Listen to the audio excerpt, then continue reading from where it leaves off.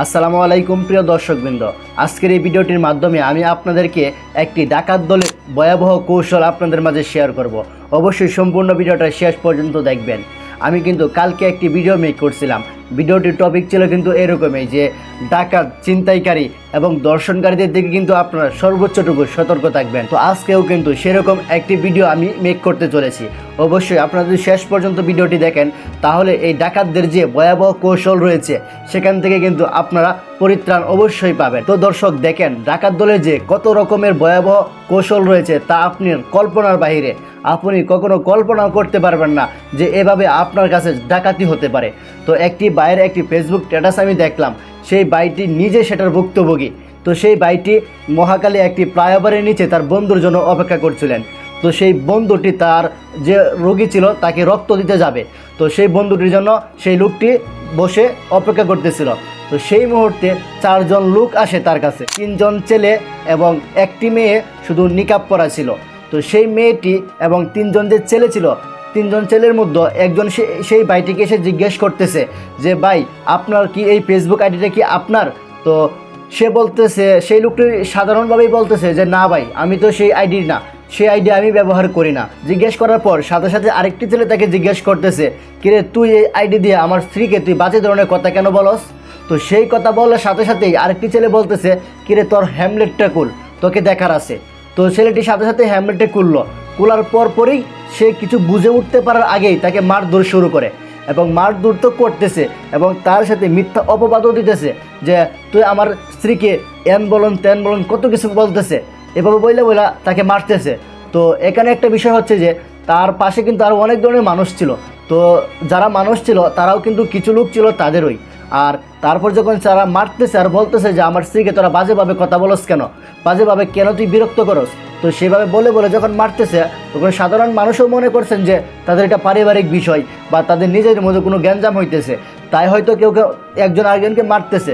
তো সেই কারণেই কিন্তু সাধারণ মানুষ সেই ভাইটিকে বাঁচানোর জন্য এগিয়ে আসেন নাই। তো তারপর কি হয়েছে যে তাকে চেষ্টা করতেছে যে কোনোভাবে যেন সে গাড়িতে তুলতে পারে। তারা যে অটোতে আসছিল, সেই মোটরসাইকেলে অপেক্ষাকৃত যে ছেলেটির কাছে আসছিল, তারা চাইতেছে তাকে মেরে তাকে কোনোভাবে গাড়িতে যেন তুলতে পারে। গাড়িতে তোলার আরেকটা কারণ ছিল যে এরকম যে তার সাথে মানিব্যাগ ছিল, মোবাইল ছিল, আরও অনেক দামি জিনিসপত্র ছিল, সেগুলো যেন সে ছিনতাই করে নিয়ে যেতে পারে, অথবা তার মৃত্যুরও কিন্তু একটা ঝুঁকি ছিল। যদি তারা ছেলেটিকে উঠুত্ত করে নিয়ে যেতে পারতো, তারা নিরিবিলি নিঃসন্দেহে কিন্তু তারা খুব সহজেই কাজটি করতে পারতো। তো সেই ভাইটি খুব কষ্টে খুব কৌশলে একটি স্থানে গিয়ে আশ্রয় নেন। আশ্রয় নেওয়ার পর সেই ভাইটি সেইখানে যারা স্থানীয়রা ছিল সেখানে তাদের হেল্প নিয়ে তারা বনানী থানায় গিয়ে একটি মামলা করেন। তো সেই ভাইটি সেই স্ট্যাটাসটার মাধ্যমে বলেছেন যে সেই ভাইটি শুধু নামই তারা পুলিশে মামলা নিছে, তারা যে কোনো কাজ করবে মনে হয় না। তো দেখেন, এরকম যারা ছিনতাইকারী এদেরকে প্রতিহত করার মধ্যে একমাত্র আইনেই পারবে, প্রশাসনই কিন্তু পারবে। নয়তো কিন্তু এই ডাকাতদেরকে, এই অভিনব কৌশল কাটিয়েও যারা ডাকাতি করতেছে, ডাকাতি করে সফল হইতেছে, এদেরকে প্রতিহত করা কিন্তু আমাদের সাধারণ পক্ষে কখনোই সম্ভব না। আমরা যদি নিজের হাতে আইন তুলে নেই তাহলে কিন্তু এর সমাধান আমরা পাবো না।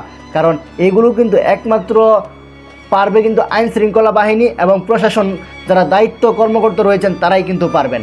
ও তারা যদি অবহেলা করে তাহলে কিন্তু আমাদের সাধারণ যে জীবনযাত্রা রয়েছে সেটার মান কিন্তু অনেকটাই রিস্কি হয়ে যাবে।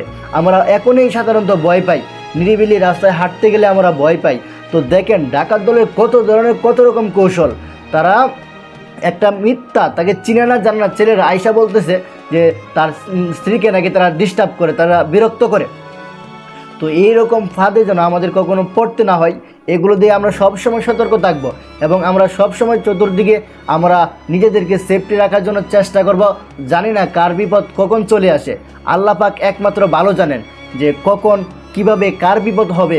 তো অবশ্যই আমাদের সতর্ক থাকতে হবে। সব কিছুই তকদিরে হয় সেটাও কিন্তু সত্য, কিন্তু তকদির নিজের চেষ্টাও কিন্তু আল্লাহ পাক মানুষের ইচ্ছা তকদির কিন্তু পরিবর্তন করেন। তো আল্লাহর কাছে সবসময় দোয়া করবেন দেশ এবং দেশের জাতি যেন সবসময় সুরক্ষিত থাকে এবং দেশের মানুষকে যেন রাষ্ট্রপ্রধান যে রয়েছেন উনি যেন সঠিকভাবে আমাদেরকে নিরাপত্তা নিশ্চিত করতে পারেন এবং সব কিছু ক্ষেত্রে কিন্তু আমাদের সাধারণ জনগণের বেশি বেশি ক্ষতির সম্মুখীন হতে হয় এবং সব থেকে বেশি ভূমিকা কিন্তু সাধারণ জনগণই রেখে থাকে। সব কিছু সংস্কারের ক্ষেত্রে কিন্তু আমাদের যে সাধারণ মানুষ রয়েছে তাদের ভূমিকাই কিন্তু সব থেকে বেশি থাকে। তো আমাদের সব থেকে বেশি অ্যাক্টিভ থাকতে হবে, আমাদের সবসময় সচেতনভাবে চলতে হবে, আমি সেটাই বলবো। আজকের এই ভিডিওটির মাধ্যমে আমি আপনাদেরকে জাস্ট একটি কথা বলে আজকের ভিডিওটি শেষ করতেছি। আপনারা ডাকাত দলকে সবসময় যে যা যখন যেভাবে চাইবে আপনারা দিয়ে দিয়েন, কারণ তারা কিন্তু টাকার জন্য একজন মানুষের জীবন পর্যন্ত নিয়ে যেতে একবার ভাবে না। তো আজকের এই ভিডিওটি এই পর্যন্তই। সকলে ভালো থাকবেন, সুস্থ থাকবেন। আসসালামু আলাইকুম ওয়া রাহমাতুল্লাহ।